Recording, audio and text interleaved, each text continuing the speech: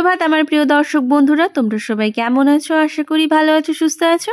পশ্চিম মেদিনীপুর জেলার চট্টগ্রাম থেকে আমি দীপা চলে এলাম তোমাদের সাথে নতুন আর একটা ভ্লগ নিয়ে। আজকে ভ্লগের মধ্যেই তোমাদেরকে বলে দিই, আজকে ছিল নেতাজি সুভাষচন্দ্র বসুর জন্মদিন।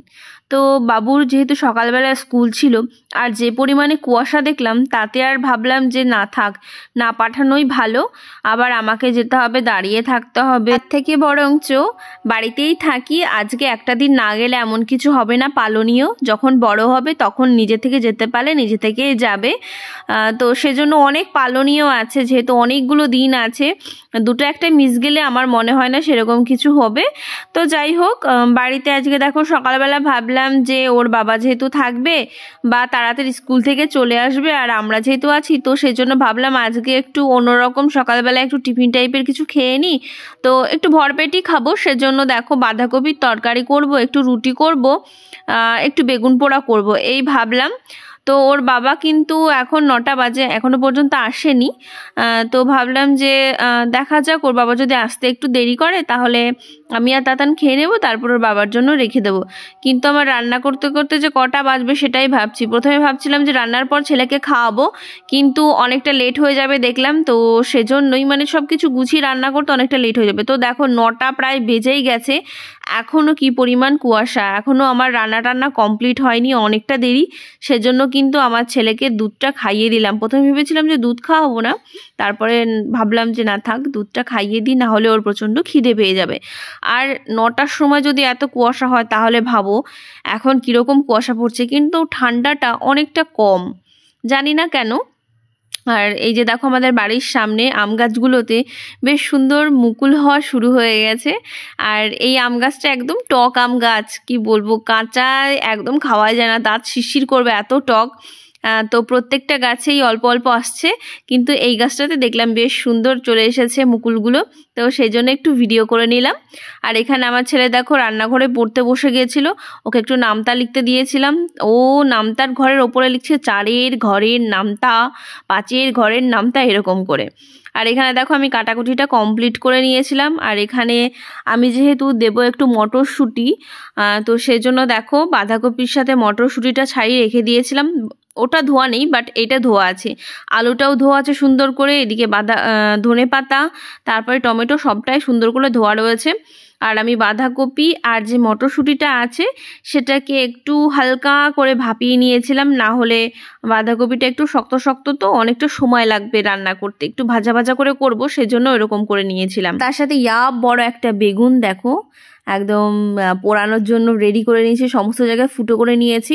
আর ভাবছিলাম যে তেলটা মাখাবো, তারপরে ভাবলাম না থাক, এমনিই পুড়ে যায়, অনেকে তেল মাখা যাতে ভালো করে পোড়াটা হবে, বাট এমনি কিন্তু পোড়া হয়ে যায়, গ্যাসে তো দারুণ পোড়া হয়। আর এদিকে দেখো রুটিগুলো একসাথে বেলে নিয়েছি, চটপট করে ভেজে নেব। আর বেশি দেরি করলে রুটিতে হাওয়া লেগে গেলে না রুটিগুলো একদম ফুলতে চায় না। রুটি বা লুচি আমি যেটুকু জানি যে বেশিক্ষণ যদি রেখে দেওয়া হয় হাওয়া লেগে গেলে কিন্তু ভালো একটা ফুলতে চায় না। তো যাই হোক, রুটিটা বানানো হয়ে গেলেই এদিকে তরকারির সমস্ত কিছু রেডি, আর একদম বেগুন পোড়াটাও রেডি করে নিয়েছি, খেয়ে নেব। তো বন্ধুরা সুপ্রভাত। আজকে যেহেতু নেতাজির জন্মদিন, তো সেজন্য স্কুলে পালনীয় চলছে। ওর বাবা কিন্তু স্কুলে গেছে, এখনও পর্যন্ত আসেনি, একটু লেট হবে, ওদের স্কুলে কিছু কাজ পড়ে গেছে। আর আমার বাবুকে আজকে স্কুলে দিয়ে পাঠাবো না বলতে সকালবেলা ওদের স্কুল ছিল, তো দিয়ে পাঠাইনি। তো সেজন্য দেখো ভাবলাম যে একটু রুটি করি, ওর বাবা তাড়াতাড়ি চলে আসবে। তো দেখলাম যে ওর বাবা বলছে আমার আরও 1 ঘন্টা দেরি হবে। তো ভাবলাম যাই হোক, যা করেছি আমি আর বাবু খেয়ে নিই। বাবু তো একটু দুধ খেয়েছে, আর আমি 1 কাপ চা খেয়েছিলাম, আর কিছুই খাইনি। তো ভাবছি খেয়ে নিই, কারণ ওর বাবা তো আসতে লেট হবে, তারপর আমি কটা ভাত বসিয়ে দেবো। এখনও ঘরদোর মুছা টোছা সব কিছু বাকি আছে, বাসন কোসনগুলো যা ছিল সব মেজে ফেলেছি, বাট একটু ঝাড় দেবো আর মুছবো, ভালো করে একটু মুছতে হবে, ভালো করে একটু ঝাঁটও দিতে হবে, যেহেতু আজকে একটু ছুটি পেয়েছি। আমি ছুটি পেয়েছি কারণ বাবুকে নিয়ে আসা করে তারপরে যে টুকটাক যে কাজগুলোই থাকে সেগুলো করতে করতেই কিন্তু অনেকটা টাইম চলে যায়। তো চলো কি রান্নাবান্না করেছি দেখো, তোমরা তো জানোই, আমি দেখিয়েছি পুরোটা, তবুও লাস্ট দেখে নাও একটু যে কী করে। এখানে দেখো বাবুর জন্য একটা ডিম সেদ্ধ করেছি, আর এটা রয়েছে রুটি। আমার হটপটগুলো অনেকগুলো রয়েছে, এখানে কিনছি না কারণ আমার হটপট বাবার বাড়ির ওখানে 3টে হটপট পড়ে রয়েছে, একদম ছোট থেকে বড় বড় এরকম আর কি 3টে হটপট পড়ে রয়েছে। আর এখানে দেখো বেগুন পোড়া করেছি, ধনে পাতা সব কিছু দিয়ে। ওর বাবা আস্তে আস্তে না এই বেগুন পোড়াটায় যেন একটু কীরকম জল জল উঠে যাবে।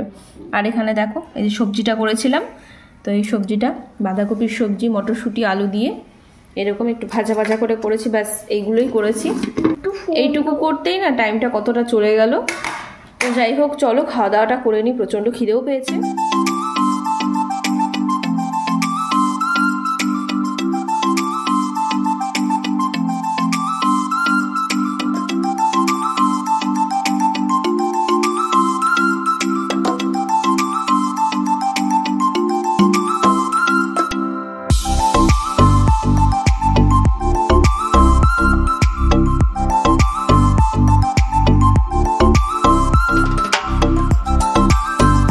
আমরা খাওয়া দাওয়া করতে করতে দেখলাম ওর বাবা চলে এসেছে। বলেছিল যে কাজ করতে 1 ঘন্টা লেট হবে, কিন্তু ফোনে বলেও ছিল যে আমি না হলে বাড়িতে নিয়ে চলে যাব, বাড়িতে গিয়ে কাজ করব। তো বলেছিলাম যে ঠিক আছে বাড়িতে এসেই কাজ করো। তো দেখলাম যে একটু পরে ও চলে এসেছে, আর সাথে দেখো কত কিছু নিয়ে এসেছে।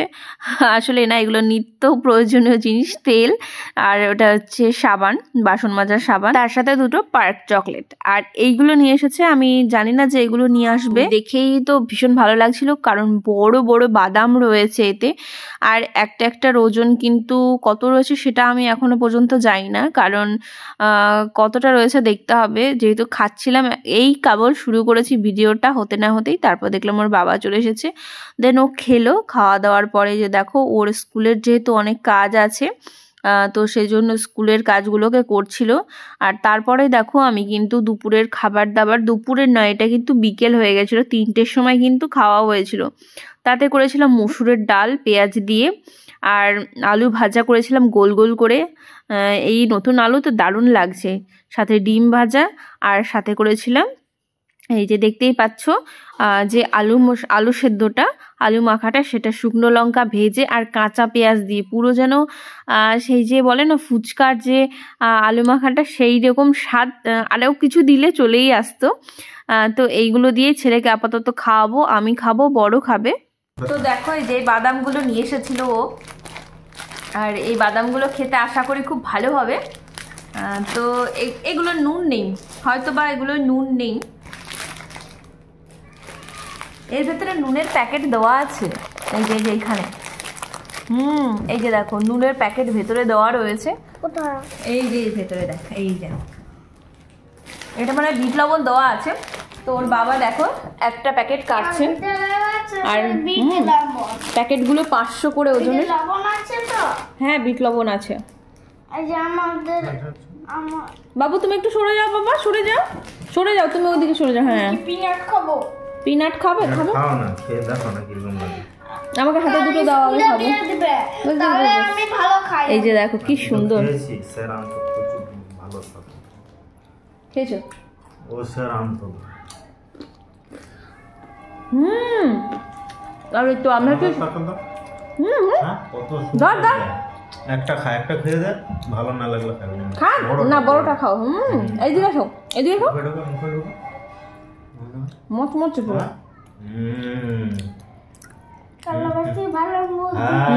বুদ্ধি ভালো হবে। বাদামগুলো খুব সুন্দর। এর ভেতরে যে বিট লবণটা আছে, সেই বিট লবণটা খা, কোটা হবে একটু লবণ দিয়ে লাগিয়ে লাগিয়ে খাবি। আমি তোমাকে বললাম আর একটা যে ঢোপ আছে সেটাই ঢালো।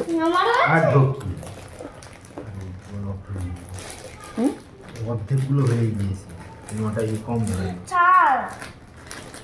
ওটা খাওয়া যায়। এই দেখো প্যাকেটের মধ্যে বিট লবণ দিয়েছে, দারুণ। এটা দিয়ে একটু একটু করে লাগিয়ে লাগিয়ে খেতে হবে।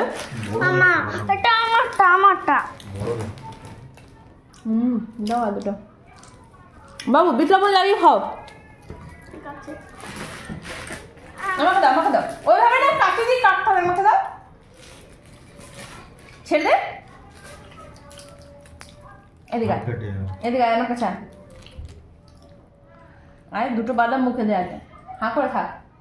ব্যাস, এবার একটু বিট লবণ নে। লবণ এত তাকে ই করে, এবার খা। কেমন? টেস্টি। টেস্টি কি এরকম করে বলে? টেস্টি। টেস্টি। ছাড়ানো বাদাম মুখে দাও। তাহলে বেশ আর একটু করে বিট লবণ। কাঠবাদাম দারুণ দারুণ। এটা বেশি ভালো। আমাদের ওখানে নামযজ্ঞ হয়, গান হয়, তো তাতে খোসা সমেত বাদামগুলো বিক্রি হয়, কিন্তু এত বড় বড় বাদাম নয়। দারুণ লাগছে, এরকম বিট লবণ দিয়ে গান শুনতাম আর বসে বসে খেতাম। ও মাই গড, কি ভালো লাগতো। দাও বিট লবণ দাও। না না, এখন আবার খাচ্ছে দেখো। 4টে বাদাম ঠিক আছে, বেশি খাওয়া যাবে না। একটু বিট লবণ দিলে ভালো লাগে, তাই না বল? 3টে 4টে করে একটু বিট লবণ দিচ্ছি, একটু বিট লবণ দিচ্ছি।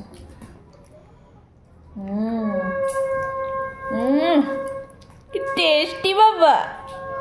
তুমি কোন ইসের কথা বলছো? ঢোকের কথা? বড় ঢোক। বড় ঢোকি, বড় ঢোকে তার নিচের দিকে থাকবে। ওকে, এটা লাগিয়ে রাখি, না হলে এটা আবার আমার এটা আমি খাবো। দাঁড়াচ্ছে খা, লোভ লেগে গেছে। আমি খাবো, আমি খাবো। আচ্ছা কটা নিয়ে নেন, হাগু হয়ে যাবে বেশি খেলে। 4টা 5টা করে ডেলি খেতে হবে, কিন্তু একসঙ্গে অত খেলে তখন বিছানায় দিও না, সহ্য করতে পারবি না তখন। নোংরা যাবে। স্কুলে নিয়ে যাবে। সন্ধে হয়েই গেছে, বাবুকে একটু বই পড়াতে বসাবো। আর আমার ছেলের এখন কি হয়েছে, মনোযোগ একদম, যখন পড়তে বসবে মনোযোগ কোথায় যে হারিয়ে যায় সেটা আমি বলতে পারবো না। যখন বইটা পড়ছে একদম ঠিকঠাক, তুমি মুখে ধরছো একদম ঠিকঠাক, বাট লেখার সময় ওর কোথায় ছবির দিকে মন না কোন দিকে মন সেটা আমি জানি না। যেগুলো প্রিপারেটরিতে ওর একদম ঝরঝরে ছিল, নার্সারিতে উঠতে না উঠতে আমি ওর যেগুলো একদম কমপ্লিট করে ফেলেছি পড়াগুলো, সেগুলো আবার যখন স্কুলে যখন করাচ্ছে সেগুলো দেখছি স্কুলে ভুল করে দিচ্ছে। আসলে ওই বড় বড় বানানগুলো হচ্ছে যেগুলো ও জানে, ও পারে, মুখে বলে দেবে, বাট লেখার সময় ও একটু বেখেয়ালি হয়ে যাচ্ছে, যার জন্য ও ভুল করে ফেলছে। এটা আমি বাড়িতেও দেখলাম সেম জিনিসটা, বাট স্কুলে পরীক্ষা টরীক্ষার সময় যদি সাপ্তাহিক পরীক্ষায় বা অন্য কোনো পরীক্ষাতে যদি ভুল করে ফেলে তখন তো একটা মুশকিল হয়ে যাবে না। পাড়া জিনিসটা যখন ভুল করে ফেলছে তখন তো আমার মাথাটাই গরম হয়ে যাচ্ছে। তো ওকে একটুখানি পড়িয়ে টরিয়ে নিচ্ছিলাম অঙ্কটা, ইংরাজিটা। তো অল্প অল্প টাইমের জন্য আজকে সারাদিনে সেরকম একটা বসাতে পারিনি, সারাদিনটা শুধু ঘুরেছে ফিরেছে। তো যাই হোক, এখন একটু ছেলেকে পড়িয়ে নেব।